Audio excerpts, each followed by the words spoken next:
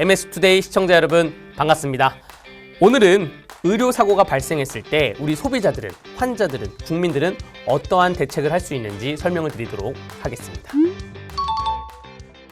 의료사고 피해 구제 및 의료 분쟁 조정에 관한 법률이 있습니다. 보건의료인, 의사 혹은 약사 혹은 간호사 등등이 환자에 대해서 실시하는 진단, 검사, 치료, 의약품의 처방 및 조제, 이런 행위로 인해서 사람의 생명, 신체, 재산에 대해서 피해가 발생한 경우, 이것을 법률상 의료사고라고 한다고 정의하고 있습니다. 의료사고가 발생을 하면 다툴 수 있는 방법이 법원으로 가는 다툼이 있고 법원으로 가지 않는 사전 단계 다툼이 있습니다. 한국의료분쟁조정중재원이 있습니다. 그 조정중재원 아래 의료분쟁조정위원회가 있고요. 그 위원회로 조정을 신청을 합니다. 그러면 그 위원회에서 실시 조사를 나가고 또 감정을 하고 그 감정에 따라서 의료사고인지 아닌지, 의료사고가 맞다면 이 의사의 책임은 과실이 몇 프로가 있는지 라고 결정을 해서 조정을 하고 중재를 합니다. 만약에 의사가 나는 이거 의료과실 아니라고 생각한다, 이 조정을 거부하겠다 라고 하면 환자와 이 환자들은 소송을 걸 수밖에 없어요. 그러면 형사 고소를 하게 되고 민사로 또 청구를 하게 되는데, 의사가 업무를 보다가 진료를 하던 수술을 하던 업무를 보다가 사람을 다치게 했잖아요. 형법에 의한 업무상 과실치상죄이고 또 사람이 죽게 되면 업무상 과실치사죄가 됩니다.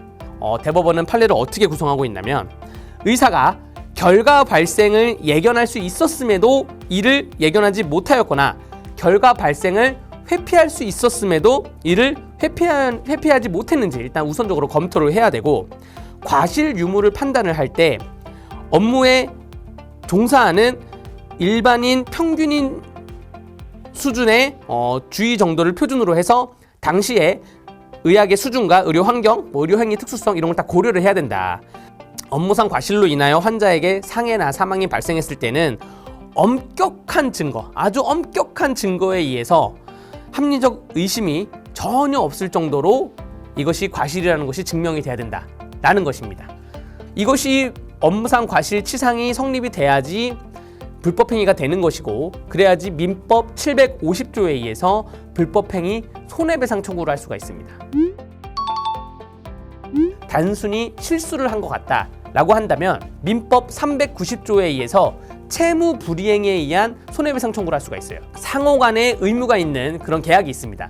내가 병원에 가서 병원비를 냈잖아요. 나는 내 의무를 다한 거예요. 그러면 돈을 받은 의사는, 돈을 받은 병원은 의료행위에 최선을 다해줘야 돼요. 근데 의사가 의료행위에 최선을 다하지 못했어. 그러면 야, 내가 진료비를 냈는데 너가 최선을 다하지 못했네, 이것보다 손해가 더 많이 발생했네, 거기에 대해서 손해배상을 청구할 수가 있다는 것입니다. 근데 여기서 또 법률적인 쟁점이 뭐냐면, 의사는 채무가 있어요. 치료를 해줄, 수술을 해줄 채무가 있는데 환자는 돈 낼 채무가 있는 것이고, 수단 채무, 수단에 대해서 최선을 다했다고 하면 채무를 다했다고 인정이 되는 것입니다.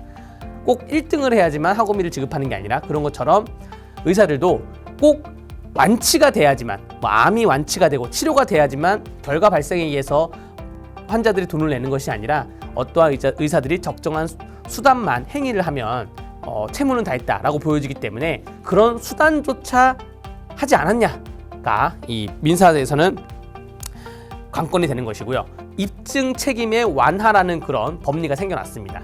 입증 책임을 할 필요가 없다는 것이죠. 이것을 전환을 해서 의사가 본인이 과실이 없다는 것을 스스로 입증을 해야 된다라는 입증 책임의 전환 논리가 적용이 돼서 사건이 진행이 됩니다.